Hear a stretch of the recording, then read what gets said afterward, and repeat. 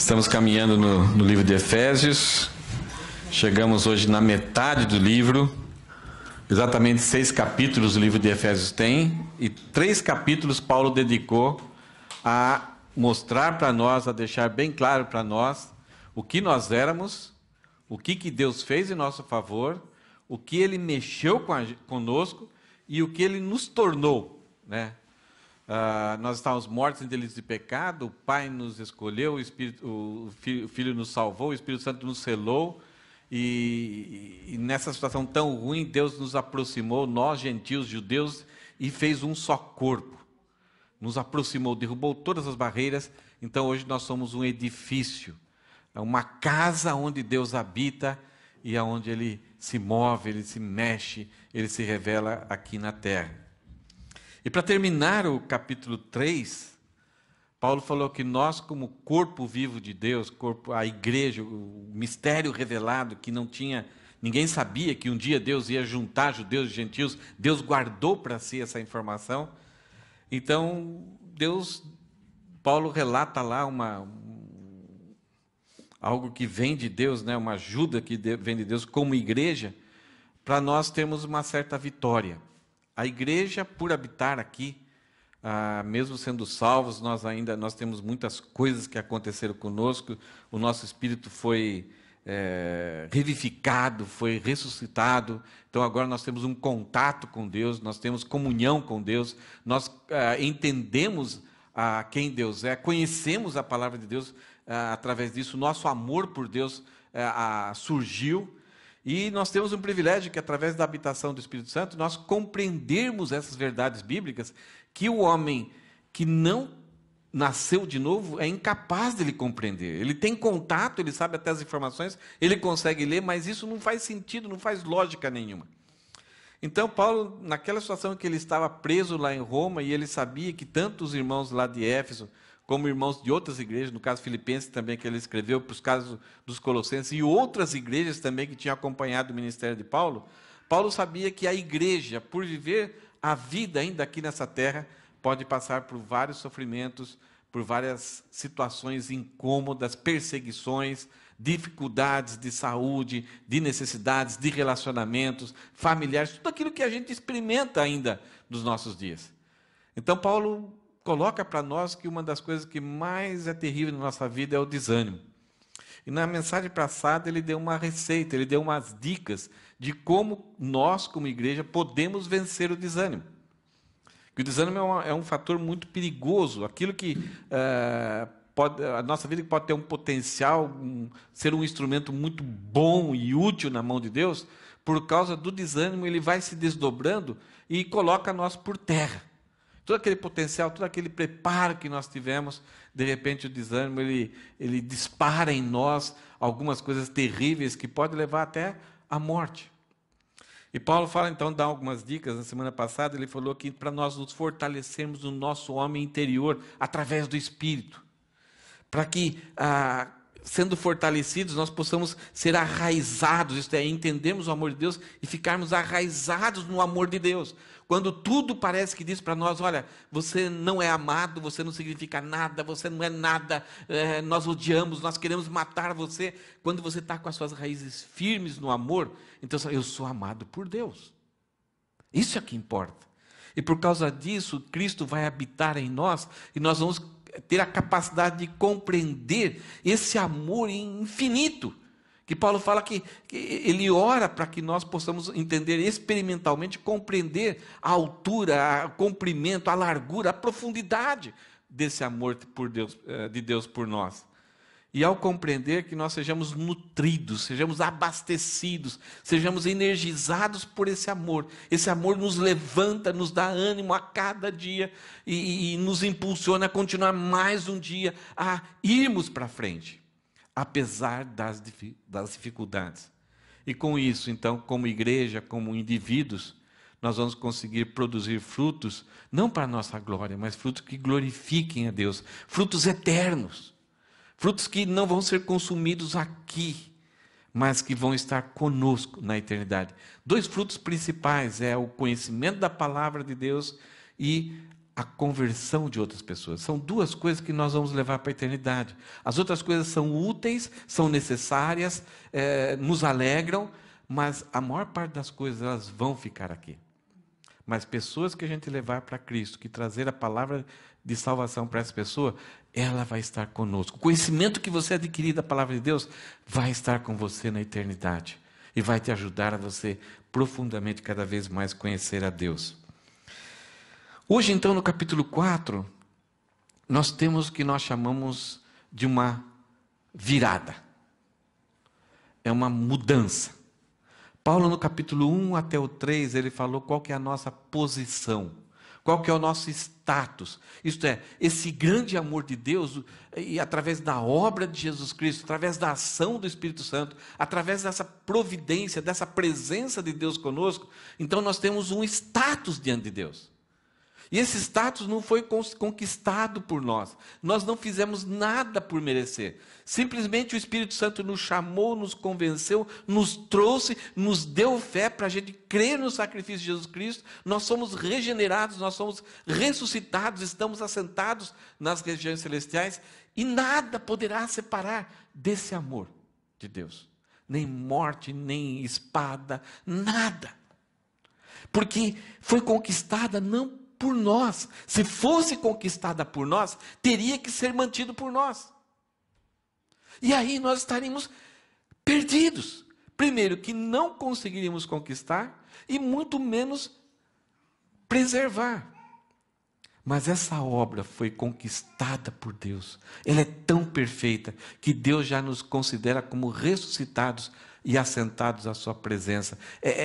Deus olha para nós de acordo com o nosso futuro, não de acordo com o nosso presente.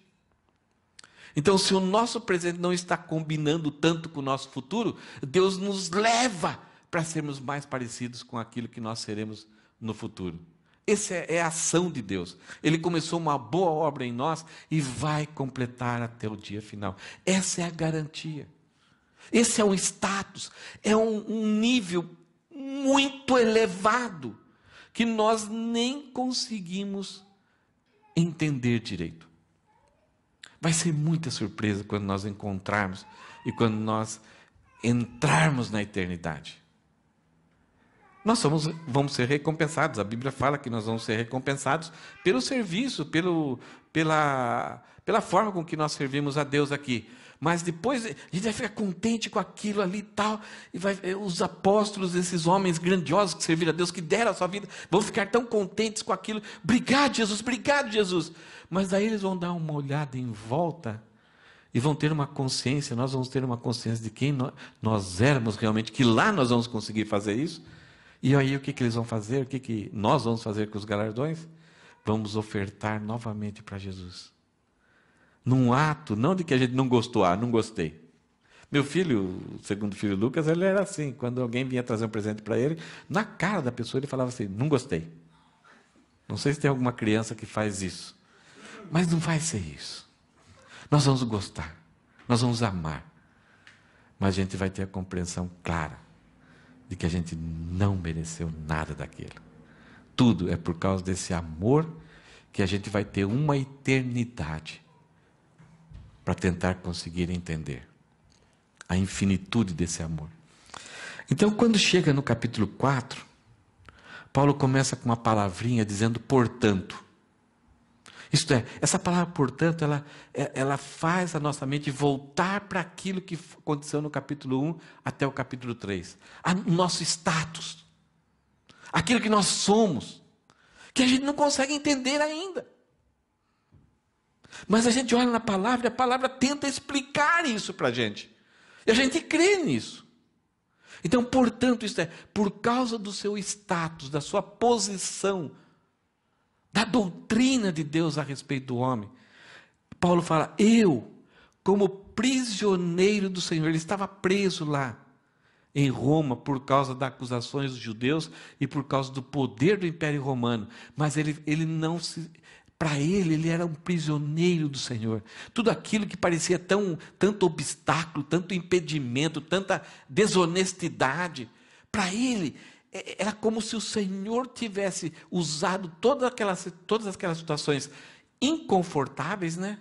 Não confortáveis, para levar ele até aquele lugar e ficar ali pregando o evangelho. Por isso que ele fala, eu sou o prisioneiro do Senhor. Não é César, não são os judeus, não são as acusações desonestas comigo. Eu sou prisioneiro do Senhor.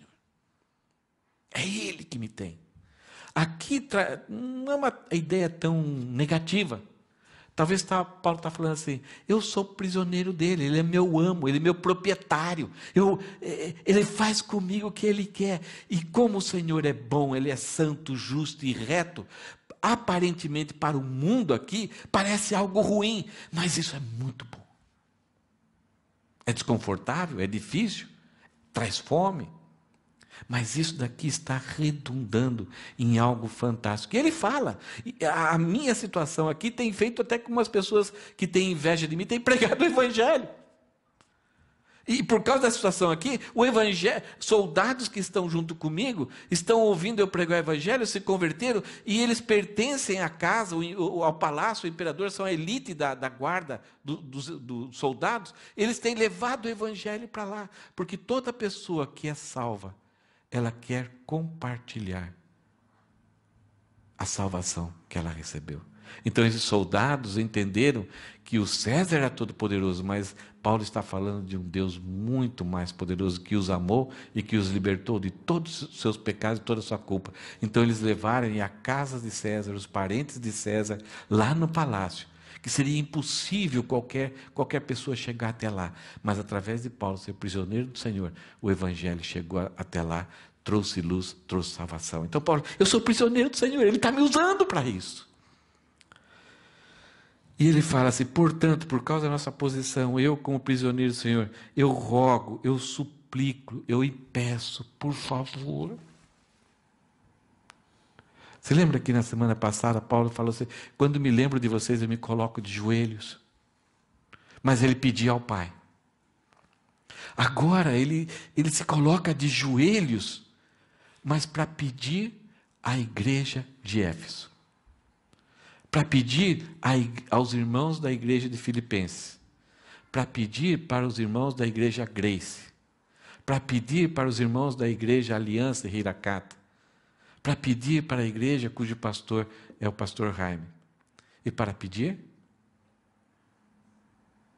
para a igreja Ágape, para nós, como igreja, como família de Deus e para cada um de nós individualmente. Então a mensagem aqui ela é tanto individual como ela é coletiva. Veja, Paulo fala assim, suplico-lhes que vivam de modo digno do chamado que receberam. Isto é, o Espírito Santo foi lá, nos chamou, nos tirou, nos resgatou das trevas e trouxe-nos para a sua maravilhosa luz, nos revestiu de glória, veio habitar dentro de nós, nos selou e está vivendo em nós, está habitando em cada um de nós e na igreja como um todo. Deus se move através de nós. Deus nos usa para cumprir os seus propósitos e o seu ministério aqui na terra. De vez em quando você fala, como assim? Pensa só um pouquinho. Como que Deus tem usado em coisinhas pequenas. E principalmente lá fora. E eu coloquei 4 imagens aqui. Primeiro a imagem da dobradiça. Por que isso? Por causa do portanto aqui. Paulo faz uma dobradiça. Então os 3 primeiros capítulos aqui muda de assunto. Os 3 primeiros capítulos é a posição, o nosso status. Desses 3 últimos capítulos, 4, 5 e 6, é a parte da prática. Isto é, o que nós somos, então nós vamos agir. Muita gente pensa que a gente tem que mudar de vida, ser fiel a Deus, então tal, e daí Deus vai nos conceder a salvação. Não, é o contrário. Primeiro Deus nos salva, e Ele nos capacita para nós praticarmos aquilo que Ele ama. Agirmos do mesmo jeito que Deus age. Então nós temos a dobradiça, nós temos as algemas aí, lembrando de Paulo, e nós temos a balança. Isto é, aquilo que nós somos tem que estar equilibrado com aquilo que a gente faz. Aquilo que a gente é deve estar equilibrado com aquilo que Deus é. Então Deus fala assim: eu quero que vocês sejam coerentes. Eu quero que vocês ajam da mesma forma com que eu os tornei. Vocês são meus filhos. Vocês foram resgatados de um mundo afundado e envolvido com rebelião. Um mundo que só quer aquilo que é contra a glória de Deus. E aí então tem a última foto desse gatinho olhando para o espelho. É mais ou menos isso que Deus quer. Existe uma realidade mais real do que a nossa, que é aquilo que nós somos em Deus. E existe a nossa realidade. Então Deus fala assim: eu quero que vocês entendam isso e se aproximem o máximo possível daquilo que vocês já são em Deus. Essa nossa realidade, ela é tão fluida. Ela muda a cada dia. Se você fica 6 meses, longe de ver um amigo, você olha assim: nossa, está diferente. Hoje a Suzana está aqui, mas há poucos tempos ela estava diferente, ela estava com um visual diferente. Nós mudamos, nós somos muito flexíveis, tanto para o bem como para um processo ruim. As crianças, essas criancinhas que estão aqui, a Yuna, Taiga, Daniel e Benjamin, se a gente não prestar atenção, daqui a pouco ele leva: quem que é essa criança aqui? Que eles crescem. Era isso, então, cada dia tem uma atividade diferente. A nossa vida é fluida. Há um crescimento, há uma evolução e também há uma queda em alguns casos. Quando a gente chega nessa fase de idade aqui, a gente percebe que algumas coisas a gente quer parar para que não aconteça. Mas a nossa situação em Deus não muda. Então Paulo fala assim: olhe para aquilo que você é lá e tente se aproximar ao máximo daquilo que Deus é. E o texto de hoje é um desafio que Paulo vai começar a trabalhar conosco hoje. Mantenha aí, Rosana. Ele fala assim: suplico-lhes que vivam de modo digno do chamado que vocês receberam. Esse viver aí, Paulo usa a palavra andeis. Rogo-vos, pois, irmãos, que andeis do modo digno.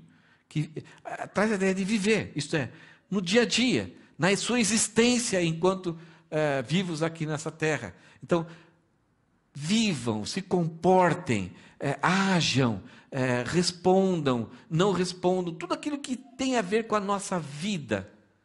Paulo fala assim: vivam de modo do mesmo jeito que vocês são em Deus. Do capítulo 4 até o 6, então, Paulo vai trazer para nós várias caminhadas. Como a gente deve andar? Como igreja, como indivíduos, como família, como empregados, como pessoa individual, assim, se protegendo. Então, Paulo vai dar várias orientações, é quase que exigências. E como igreja, e ao mesmo tempo formado por indivíduos, Paulo vai dar uma primeira exigência. A impressão é que parece que se nós falharmos nessa primeira exigência, parece que tudo o resto vai ficar difícil de trabalhar. Vai ser difícil. Porque como igreja, como corpo de Cristo, em vários lugares Paulo fala assim que nós temos membros diferentes. Você olha para o seu corpo, você tem várias coisas que você gosta de expor. Você gosta de enfeitar. Tem outros membros que estão escondidos dentro do nosso corpo, que a gente nem sabe que existe. Nem sabe que função. Quando a gente estuda na escola, a gente sabe que existem algumas coisas. Mas você fala: não. Tem alguns que falam assim: eu olhei para dentro de mim. Eu nunca consegui olhar para dentro de mim. Mas a gente sabe pelos livros, pela ciência, que tem algumas coisas aí dentro de nós que está funcionando. Tem coisas que a gente... se eu fosse citar todos os órgãos que faz parte do meu corpo, eu não sei. E tem órgãos que são externos que a gente esconde. Que talvez em alguns casos são até vergonhosos. Mas tem a sua função, tem a sua importância. Então, nenhum órgão ele é superior, ele é desnecessário. A mão não pode dizer, não gostei do corpo, vou ver a minha vida. Ela não consegue, a não ser aquela da família Adams, né, que consegue lá caminhar. Mas não consegue, aquilo lá é absurdo, é uma coisa absurda. Zumbi, corta a cabeça, o cara continua andando, não tem jeito. Então, Paulo, quando usa a ideia de corpo, é por causa disso. E, em primeiro lugar, então, ele vem trazer um desafio muito forte. Andeis de modo digno. E esse desafio tem algumas exigências. Porque se nós falharmos, se nós não dermos atenção a isso, tanto para nós, para a nossa própria vida, como também para a vida como um corpo de Cristo, haverá muito prejuízo. Então, é um desafio muito sério. Então, o texto hoje, Efésios capítulo 4, nós já lemos o primeiro versículo, do versículo 1 ao 3, é como manter a unidade da igreja, conforme a nossa alta posição. A unidade já foi criada, ela já existe. Mas como nós vivemos essa unidade, pode ser que a exposição dessa unidade não seja de acordo com o que ela é lá em Deus. Nós temos uma unidade conquistada em Deus. Deus nos uniu num só corpo. Só que visivelmente nós podemos agir de forma contrária a essa unidade que nós temos em Deus. Para isso, só para distrair um pouquinho vocês, acho que alguns de vocês gostam de filminhos, vamos dar uma olhada nisso daí. Ele está sem som, está um som só no computador, mas não precisa de som.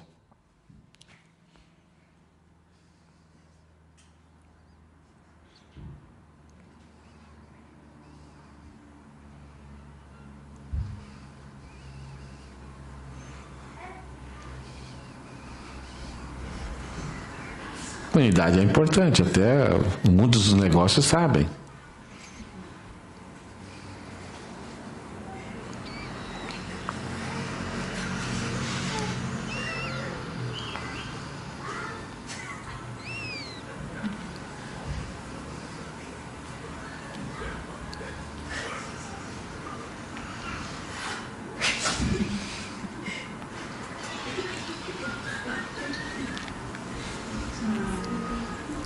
Aqui dá até dó.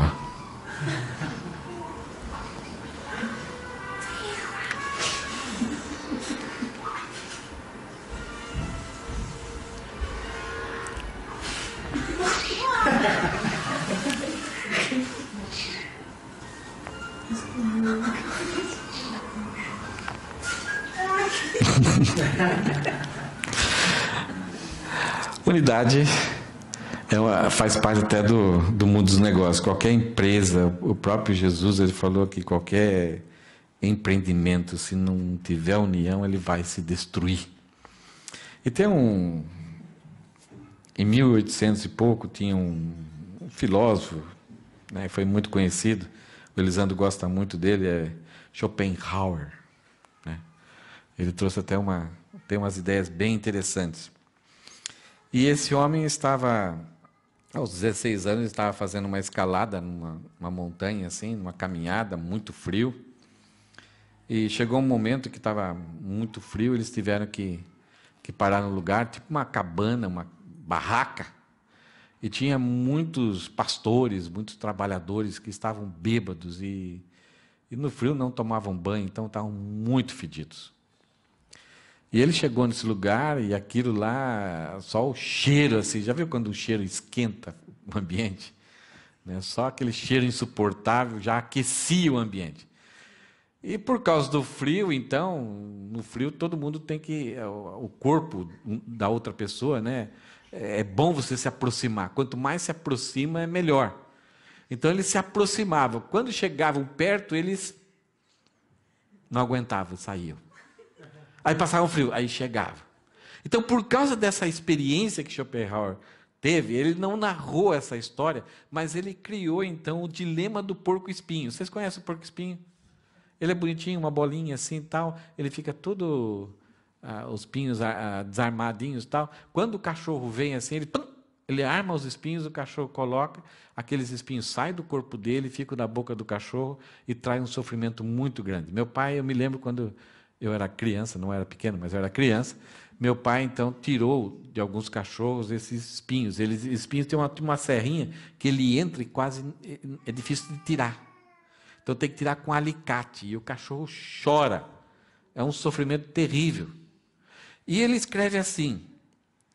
Então, vocês se lembram da historinha que aconteceu? Dos homens bêbados, fedidos, e o frio. Então, ele olha para a situação e ele vê a humanidade em si, né? Ele fala, um número de porco-espinhos se amontoaram buscando calor em um dia frio de inverno. Mas quando começaram a se machucar com seus espinhos, foram obrigados a se afastarem. No entanto, o frio fazia com que voltasse a se reunir. Porém, afastavam-se novamente. Depois de várias tentativas, perceberam que poderiam manter certa distância uns dos outros, sem se dispersarem. O nosso mundo atual trouxe muitos benefícios nessa questão da comunicação. Nós nos aproximamos muito mais das pessoas. Antigamente, a humanidade era muito agrícola, então vivia em sítios e fazendas. Então, a igreja até cumpria um papel muito interessante, que no final de semana as famílias se reuniam, as crianças se reuniam. Então, essa breve reunião não produzia tantos problemas na área de relacionamento. Hoje em dia, por causa da comunicação ser muito fácil, as informações, as conversas, os bate-papos são muito maiores, são muito mais intensos, principalmente agora para os nossos jovens e adolescentes, que muitas vezes, na maioria das vezes, não estão preparados para viver os conflitos de uma vida adulta.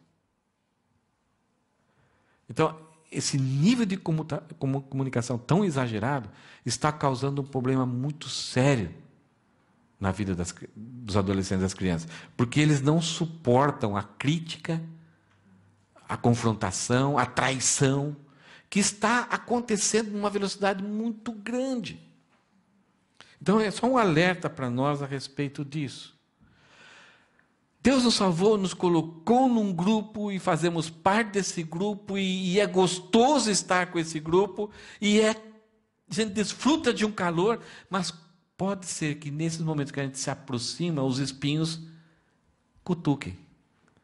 E a gente, de acordo com a nossa história, de acordo com algumas experiências que a gente teve no passado, a gente se afasta.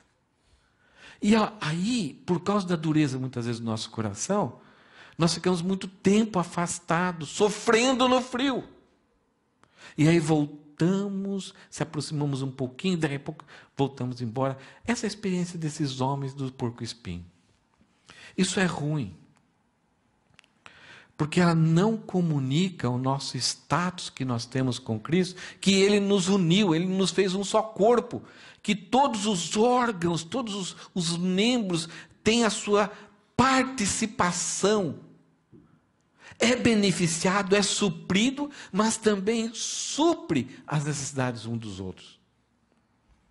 Então, Paulo fala assim, como que a gente pode viver, então, para mantermos essa unidade sem prejudicar a nossa existência, do corpo que nós pertencemos, sem nos prejudicar e sem comunicar algo errado a respeito desse projeto que Deus criou, que é a igreja, que é o corpo de Cristo, que Ele quer expor para o mundo. Este é o meu corpo, é através da igreja que eu vivo. Então, no versículo 2, Paulo começa a dar algumas exigências para nós. Veja o versículo 2, ele fala assim, sejam sempre humildes e amáveis, tolerando pacientemente uns aos outros. 3 exigências aqui. A primeira é sejam humildes. A palavra humilde aqui refere-se à primeira bem-aventurança que Jesus falou. Bem-aventurados os humildes, bem-aventurados os mansos, bem-aventurados os pobres de espírito. E a ideia de humilde aqui é uma pessoa que conhece realmente quem ela é. Não é simplesmente uma pessoa que é pobre de recursos financeiros, de habilidades. A humildade está escrito na imagem aí, ela provém do conhecimento que nós temos de nós mesmos. Todos nós vivemos mais de fantasia do que realidade a respeito de nós mesmos. Nós criamos uma fantasia daquilo que a gente é. Nós nos colocamos num status, nós nos colocamos num pedestal, nós nos colocamos em um lugar para nos diferenciar das outras pessoas e achamos que temos que ser tratados daquele jeito. E lutamos para manter essa imagem. E quando alguém descobre, ou quando, por causa de alguma situação, é exposto aquilo que realmente nós somos, nós tentamos proteger. Isso, numa forma assim, exageradamente, é a questão da política.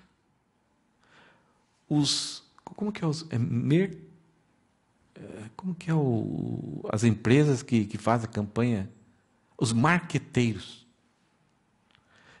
Eles pegam um indivíduo, falam que roupa que ele tem que vestir, que óculos que ele tem que usar, como deve ser a cor do cabelo, o penteado dele, quando ele vai dar entrevista, que lado da face ele tem que expor, se ele deve olhar mais para baixo, para cima, como deve ser a tonalidade da voz, para projetar uma imagem, para que as pessoas adorem e sejam conquistadas por aquela imagem. Nós somos levados a ter a mesma coisa. E agora com as mídias sociais, aquilo que era uma coisa só de artistas, só de atletas, só de políticos, de homens poderosos, se tornou acessível a cada um de nós. Nós estamos criando imagens a respeito de nós mesmos, escondendo realmente aquilo que nós somos. Então a humildade, ela vem quando você conhece-se a si mesmo e não tem vergonha disso. A humildade também provém da nossa comparação com Jesus. Quando nós percebemos como Jesus viveu, como que ele agiu em determinada situação, como que ele reagiu, como que ele, com toda aquela autoridade, com todo aquele poder, como que ele suportou algumas coisas. Então, a humildade vem, puxa, se ele é tudo aquilo e agiu desse jeito, então, eu sou um tapenhos. Tapenhos aqui é a palavra que muito tempo depois foi traduzido por capacho. Aquele tapete que no Brasil você coloca fora da casa, aquele tapete de sisal, onde você entra para limpar o pé. Jesus demonstrou isso bem claramente na última ceia, quando os discípulos ali já estavam querendo ficar mais perto de Jesus, já pensando assim nos ministérios que Jesus ia dar para ele, politicamente e tal. E aí ele fala assim, olha, precisamos lavar os pés aqui. Quem vai lavar os pés? Ninguém queria. E aí Jesus pega a toalha, amarra na sua cintura, pega uma bacia e vai lavar. Pedro, não, Jesus, está comprometendo a sua imagem. É incrível que até o próprio apóstolo Pedro achava que Jesus estava produzindo uma imagem de si próprio. Não era real. E aí Jesus chega para Pedro, Pedro, se eu não te lavar os pés, se eu não mostrar quem que você é, você não tem parte, você não tem negócio comigo.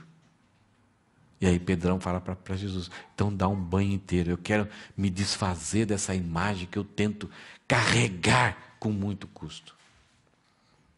A humildade também ela provém da consciência que somos dependentes de Deus. Eu esqueci de fazer uma coisa, eu ia fazer hoje. Eu ia trazer um copo plástico, sabe esses que tem no Japão? No Daiso tem aquele copinho branquinho, de papel, mas tem um copo bonito, brilhante, de plástico, né, para beber refrigerante, alguma coisa assim. Aquele plástico nós podemos colocar dentro dele a bebida mais cara. Um vinho talvez valendo milhões. Mas se você pegar a sua mão e apertar, ele é tão frágil. É isso que a gente tem que entender. Apesar de termos a presença do Deus infinito dentro de nós, apesar de sermos criados à imagem de Deus, apesar dessa maravilha que Deus nos criou, o nosso corpo, e sermos humanos de alma, espírito e corpo, apesar de a ciência até hoje estar tentando descobrir como funciona essa maravilha, apesar de sermos esse copo que absorve tanta glória, nós somos frágeis. Um pequeno pólen destrói por muito tempo o ânimo e a alegria. O pólen do cafunchô. Uma pequena bactéria microscópia pode te derrubar e até te matar. Por causa da nossa fragilidade. Então, quando nós percebemos que somos dependentes de Deus, não somos autossuficientes, se não for Deus na nossa vida, nós não seríamos nada. Então, eu sou humilde. A primeira exigência é a humildade. A segunda exigência, Paulo fala assim: sejam sempre humildes e amáveis, tolerando pacientemente uns aos outros em amor. Amáveis aqui é a ideia de gentileza, bondade, poder sobre controle.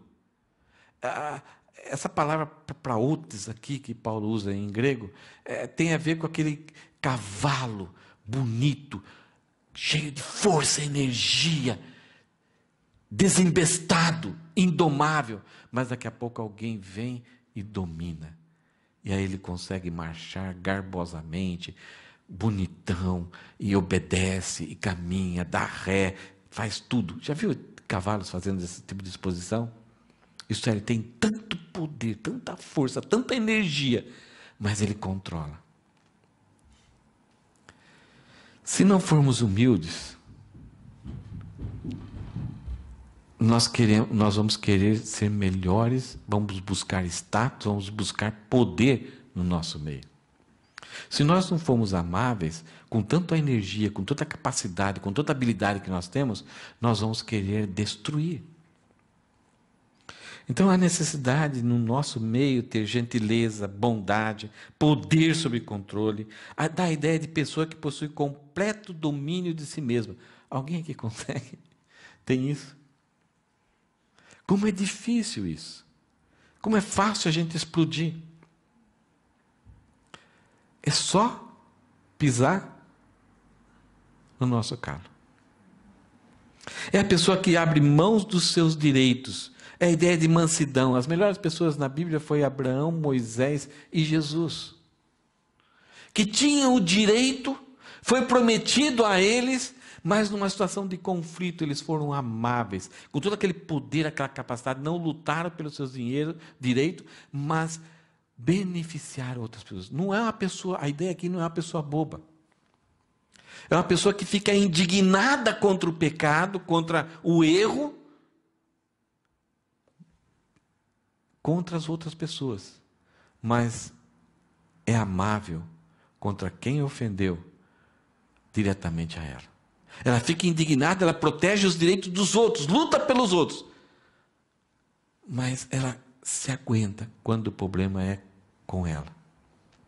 Não é uma pessoa bobona, é uma pessoa que tem todo esse poder. Moisés tinha toda a autoridade sobre si e ele agia com paciência. Abraão tinha todo o poder, foi para ele a promessa, mas ele ofereceu a Ló a decisão. E Jesus, quantas vezes, até lá na cruz, Pai, perdoa-lhes, porque não sabem o que fazem. Então, se nós somos... Paulo fala assim, mantenham a unidade. Como? Sejam sempre humildes, sempre sejam amáveis, lutem pelos direitos dos outros, pelas ofensas dos outros, mas ajam com amabilidade. Controlem o poder que está em vocês. Em terceiro lugar, Paulo fala aqui, uma outra exigência, sejam tolerantes. E ele coloca outra palavra aqui para exagerar, tolerância paciente. As duas coisas parecem que são o mesmo sentido. Dá a ideia de firmeza. É uma pessoa que é firme, que está ali aguentando, não abre mão daquilo, persevera. É um ânimo esticado ao máximo, não desiste, vai até que aquilo seja conquistado. É aguentar o insulto sem se vingar. Sem amargura e sem lamento. É uma lentidão para punir pecados. Parece que há uma evolução aqui entre o humilde, aquela pessoa que é ofendida, mas ela fala, como ele foi me ofender? Peraí, mas quem que sou eu? Eu não sou nada diante de Deus. Se ofender a Jesus, por que não pode ofender a mim? Aí, amáveis, a pessoa que me ofendeu, eu não vou rapidamente bater. vou tratar com carinho, vou chamar, vou tentar entender o porquê que aquilo aconteceu. E agora tolerar.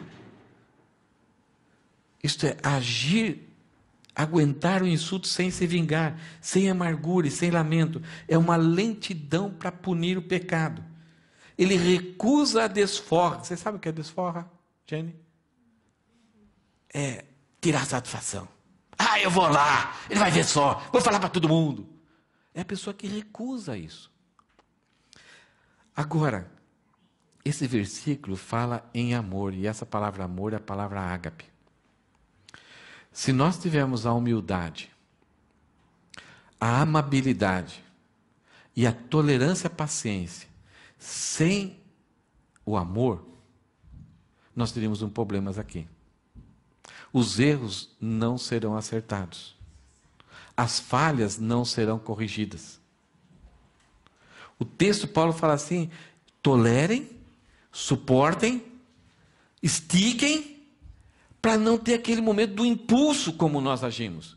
Aquele momento da vingança, de falar besteira sem pensar. Isto é, ouça primeiro, investigue primeiro, ache um mecanismo, ore para Deus, para que Ele produza a oportunidade de você fazer tudo isso em amor. A ideia aqui, quando o amor surge aqui, não é a ideia de eu ser... se houve um erro comigo, ou se a pessoa cometeu um erro, mesmo que não seja comigo, mas ela está errada, ela está comprometendo o grupo, o corpo, a ideia é que, não, eu tenho que corrigir ela, porque ela vai ter que mudar de opinião, ela está errada. A ideia é quando vem o amor aqui, isto é, eu vou agir de forma humilde, eu vou ser amável, vou ser tolerante, mas em amor, isto é, com o propósito de causar uma mudança e um crescimento na pessoa, para que a pessoa seja recuperada, seja restaurada. É interessante que tem uma passagem no texto bíblico que Deus, ele se vingou. Jacó teve Isaac teve 2 filhos, Jacó e Esaú. Por causa da trama de Jacó quase que roubou, ele comprou a primogenitura de Esaú e criou uma inimizade muito grande entre esses 2 povos, os descendentes. Chega numa certa época, bem depois, os descendentes de Jacó, que moravam em Jerusalém, era o povo de Israel, eles estavam tão afastados de Deus que Deus permitiu com que os inimigos viessem e destruíssem a nação de Israel. E os moradores de Jerusalém, eles saíram correndo para tudo quanto era lugar. E os descendentes de Esaú moravam na cidade de Petra, num lugar de montanhas. Então era um lugar muito bom para se esconder e também, por causa dos penhadeiros, muito bom para fugir. E os descendentes de Esaú, eles eram irmãos de Jacó. Eram parentes. E o que acontece? Quando os moradores de Jerusalém, o povo de Israel, passaram por aquela região, os descendentes de Esaú pegavam os seus irmãos, pegavam pelo cangote, prendiam e entregavam ao inimigo. Então, muitas vezes, quando alguma pessoa tem um problema conosco, ou tem um problema consigo mesmo, pisou na bola, nós aproveitamos aquela situação para derrubar mais a pessoa ainda, para destruir a pessoa. E Paulo está falando aqui, sejam humildes, sejam amáveis, sejam tolerantes, pacientes, estiquem, mas com o propósito de restaurar. Não aproveite a situação simplesmente para destruir e dizer que você é melhor que aquela pessoa. Você é igual. Então, quando a gente faz isso, Paulo fala, a unidade vai ser mantida.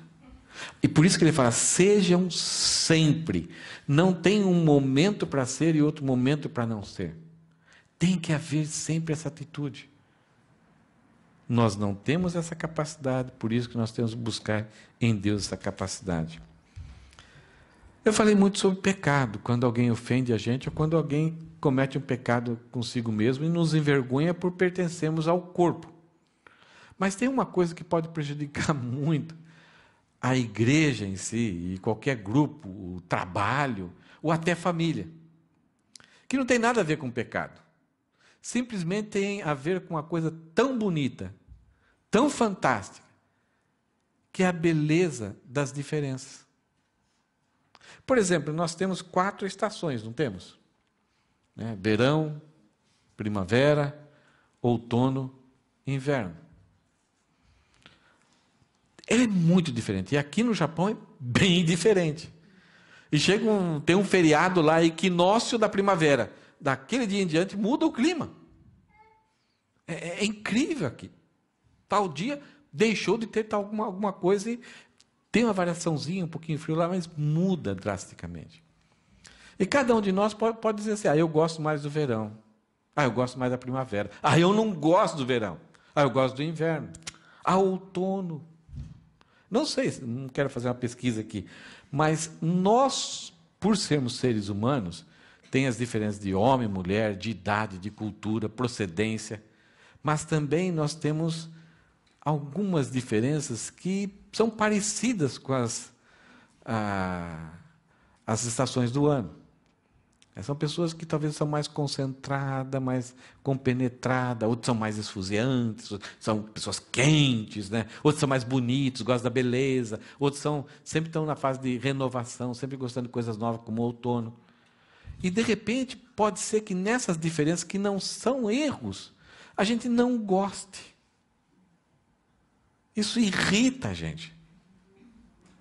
De repente, lá o pulmão fala assim, eu não gosto da batida do coração. Sai para lá, não quero. Ou o coração fala, esse negócio de... cansei. E eu nem vou falar de outros órgãos aí que tem aqui, que poderia dar boas ilustrações. Mas outras coisas que podem ser diferentes também em nós, podemos usar até os animais.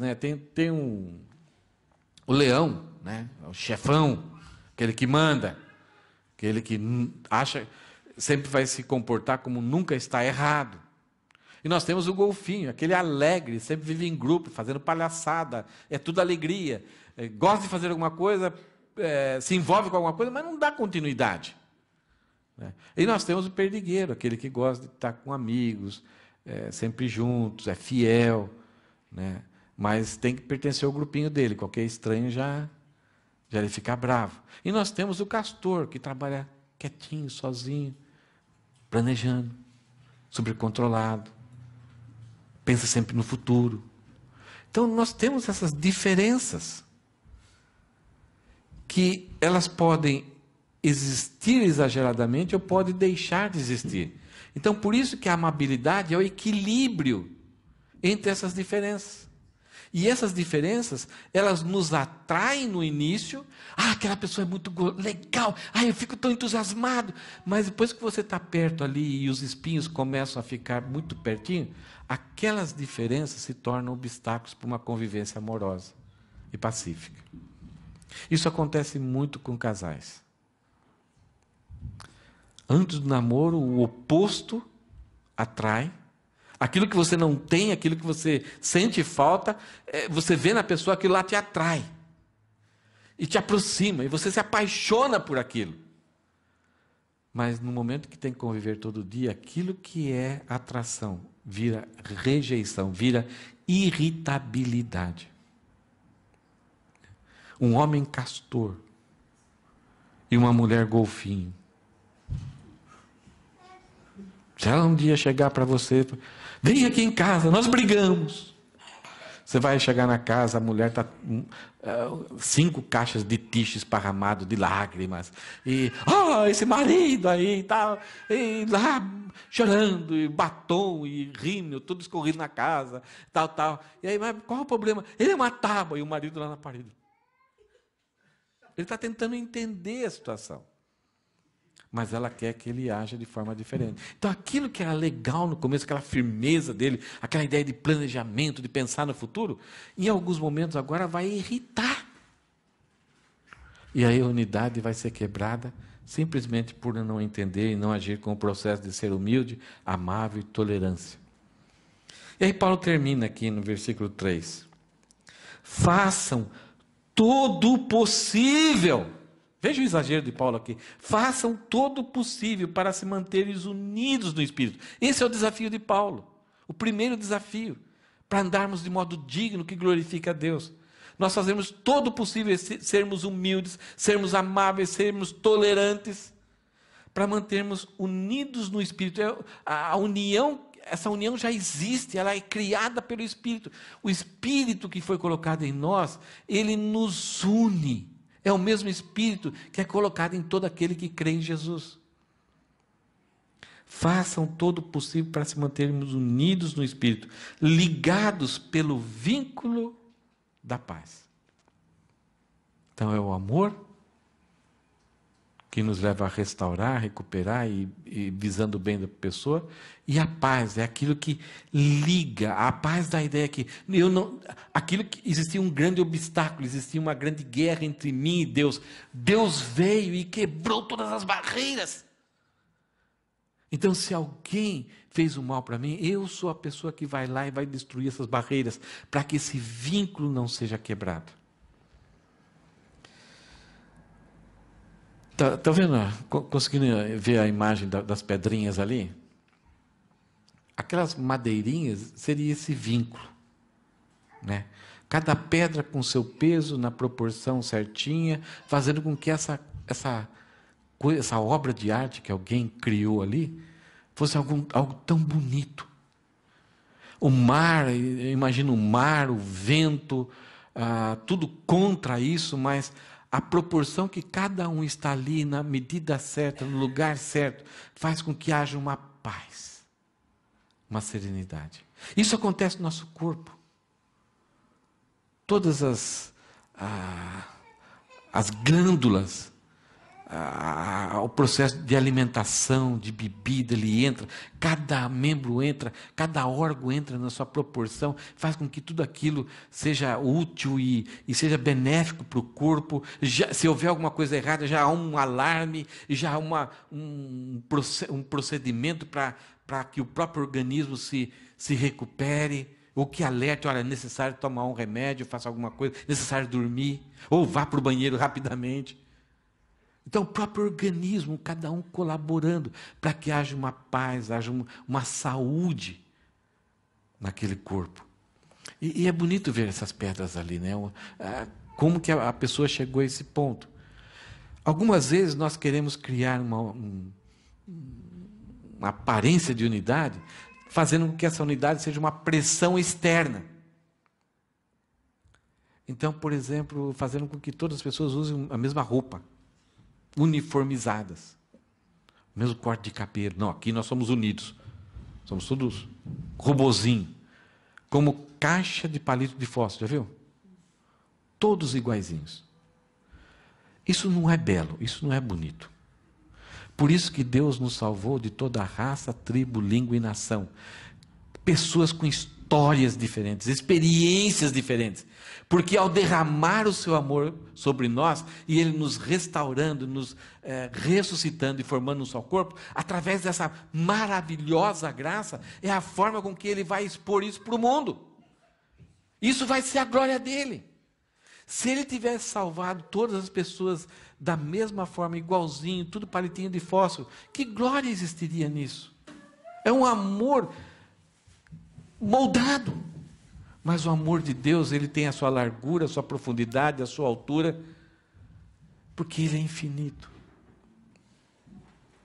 Então, a unidade, ela não vem através da uniformidade. A unidade é interna. Ela é graça de Deus, ela foi dada por nós. Deus que criou essa unidade em nós, nós temos que somente preservar. Por isso que Paulo, sejam humildes, sejam amáveis, sejam tolerantes e façam tudo possível para se manterem, se colocarem, estabelecerem ali essa ideia da harmonia no vínculo da paz. Como a gente pode talvez ilustrar o vínculo da paz?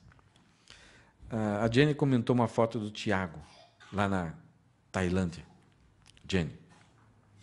Verdade, né? Eu vi lá. Foi você mesmo, né?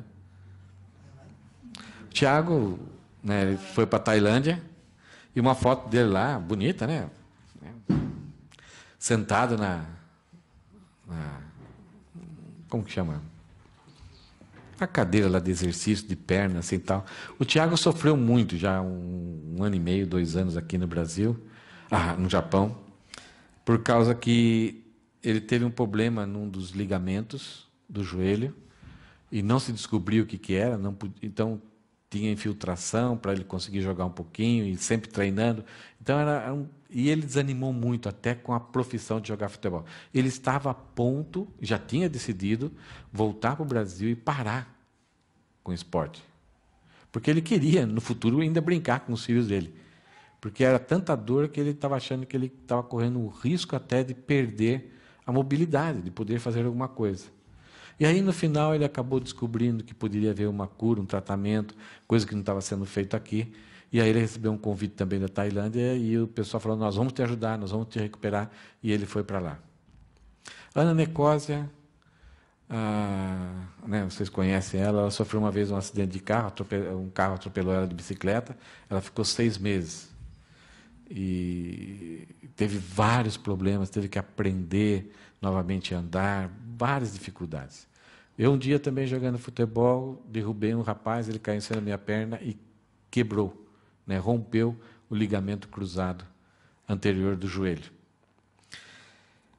Esse vínculo da paz, ele pode ser bem ilustrado com o nosso corpo, essa parte dos ligamentos. E tem uma área do nosso corpo que é uma coisa fantástica, é o nosso joelho. Nós temos vários ligamentos aqui, nós temos o ligamento colateral, medial, o outro medial do outro lado, nós temos o ligamento cruzado posterior, que é atrás do ligamento posterior da frente, é esse que eu rompi, tem o patelar, um ligamento que vem pela frente, e tem os meniscos, o menisco lateral e o menisco frontal, ali, o medial. Tudo isso colabora para que o nosso pé fique... A gente não pensa nisso. Que o nosso joelho, a gente pode fazer movimento, a gente consiga ficar em pé com 2 ossos que só estão amarrados. Quando eu rompi esse ligamento, eu não sabia que tinha rompido. E fui jogar tênis. No movimento que eu fiz, eu levantei um pouquinho. Quando eu coloquei o joelho no chão, o joelho saiu do lado e voltou. Quer dizer, não voltou. Eu voltei com a perna torta em casa, cheguei em casa, aí não sabia nada assim, tal do que era. Aí coloquei a mão na pia da cozinha, fui apertando assim, até que voltou. Tem pessoas que têm o ombro sai do lugar. Então, vínculo da paz é essa ideia aqui.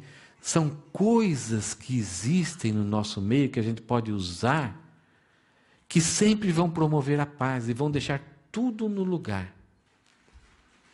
Perdão, reconciliação. São tudo meios de graça que Deus nos capacitou para que aquilo haja um ligamento. Senão, a gente tem que enfrentar durante certo tempo as muletas. O Davi Mer, que esteve aqui uma vez, ele falou assim, estava falando alguma coisa semelhante, mas era em grego, ele falou assim, não, a gente tem que aproveitar as mulatas. É que ele confundiu o grego. Paulo, ele tinha um amor tão grande pelas igrejas. Ele entendia claramente qual era o propósito da igreja, para glorificar a Deus.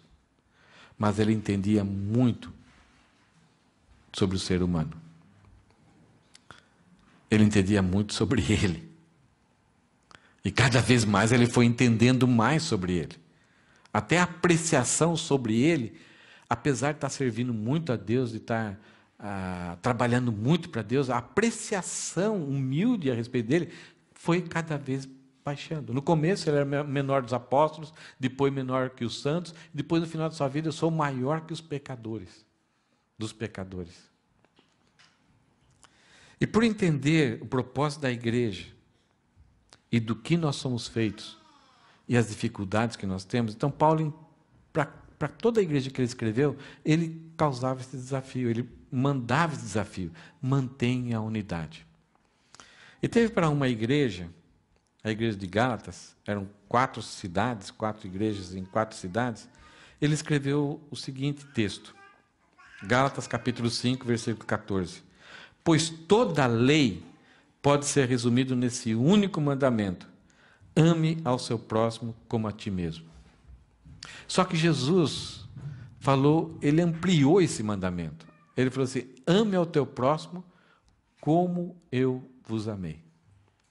E Paulo continua escrevendo: mas, se vocês estão sempre se mordendo e devorando uns aos outros, tenham cuidado, pois correm o risco de se destruírem. Por isso digo, deixem que o Espírito guie sua vida. Assim, não satisfarão os anseios de sua natureza humana. Para quem Paulo está escrevendo? Para uma igreja muito amada. Uma igreja que, quando viu a enfermidade que Paulo tinha nos olhos, queriam assim: Paulo, vamos trocar de olho, você é tão útil para Deus, deixa a gente fazer alguma coisa por você. Uma igreja amada, uma igreja forte, mas que tinham problemas. Nós estamos sujeitos a isso.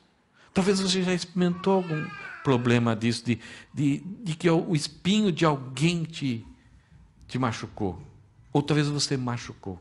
Então nós temos ferramentas de Paulo. Vamos ser humildes, vamos ser amáveis, vamos tolerar, mas vamos levar todas as ferramentas para restaurar os nossos relacionamentos, a vida da pessoa e a saúde da igreja. O que nós vimos hoje, então? Desafio de Paulo: como manter a unidade conforme aquilo que nós somos em Deus? Humildes, amáveis, tolerantes, pacientes e pacíficos. Só algumas palavras a respeito dos nossos dias. O nosso viver precisa refletir o mesmo jeito que Deus vive. Já falei aqui a respeito de um livrinho chamado Em Meus Passos que Faria Jesus. Foi cutucado, doeu. Pensa na unidade da igreja. E aí fala: no meu lugar, o que Jesus faria? Como ele resolveria esse problema? Então, tolere por um tempo, suporte, aguenta. Pense aquilo que você é, se você realmente precisa tirar realmente uma desforra ou não. Essas exigências que nós vimos hoje somente serão atendidas com o desaparecimento do eu. Quando eu fortaleço, eu sou o cara, eu sou importante, eu tenho experiência, já aconteceu isso, e essa pessoa não é nada ainda. Quando eu fortaleço o meu ego, o meu eu, vou cada dia mais enfrentar problemas. Qualquer espinho a 100 metros já vai estar doendo em mim. E numa sociedade onde prepondera o eu, né, a nossa sociedade, ela valoriza o eu, ela coloca você no centro das coisas, você tem que ser importante. Eu vejo até pessoas usando até a Bíblia no Facebook lá, para dizer: se alguém fizer isso, faça aquilo. E aquelas diretas assim de egoísmo, de valorização do eu próprio, de humilhação e de desforra. Né? Então, numa sociedade onde prepondera o eu, os homens não podem ser mais que um conglomerado, isto é, de um ajuntamento desintegrado, de unidades individualistas e agressivas. Complicado, né? Isto é, a humanidade nada mais é do que um monte de gente que, mesmo estando na multidão, se sente sozinho. E se você chega perto, vão te agredir. Não sei se vocês chegaram a ver vários vídeos do carnaval. Jovens ali sambando, naquela alegria, e bebendo, com as namoradas, com as moças, todas as condições estão assim para você curtir na vida. Daqui a pouco era uma correria e jovens, filhos de famílias legais, assim, mas espancando um ao outro, porque encostou, porque olhou para a namorada. Porque é um ajuntamento de gente, cada um no seu canto, na sua individualidade e com extrema agressividade. O desafio de Deus é que a gente seja diferente. Que a gente mostre para o mundo que nós somos pessoas diferentes, com uma história potencialmente difícil, que nós temos muito poder de fazer coisas terríveis, mas nós suportamos, nós somos humildes porque queremos o bem um do outro. E quando o mundo vê isso em nós, é isso que vai glorificar a Deus. É isso que vai mostrar que esse Deus Todo-Poderoso conseguiu mudar aquele coração perverso que está aqui dentro.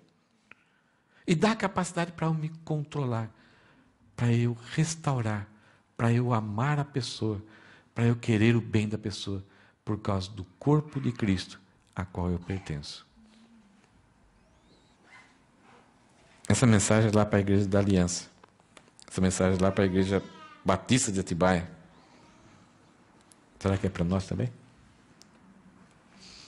Amém? Que desafio, né? Aí nós temos que ter sabedoria, o quanto nós podemos chegar, mas não nos afastar e nem espinhar. Talvez com algumas pessoas, por causa da afinidade, da experiência, a gente consegue até viver espetado um com o outro. Surgiu na minha mente uma ilustração. Não sei se ela cabe, mas talvez vale só pensarmos. Vocês conhecem a ostra? A ostra, ela cria dentro de si as pérolas. Sabe como que é formada as pérolas? Sabe como que acontece? Oi, Eduardo. Um grão de areia que machuca. Aquele grão de areia machuca, ela vai cristalizando e surge algo de grande valor, que vive nos pescoços das mulheres para expor uma glória. Foi legal para a ostra? Não.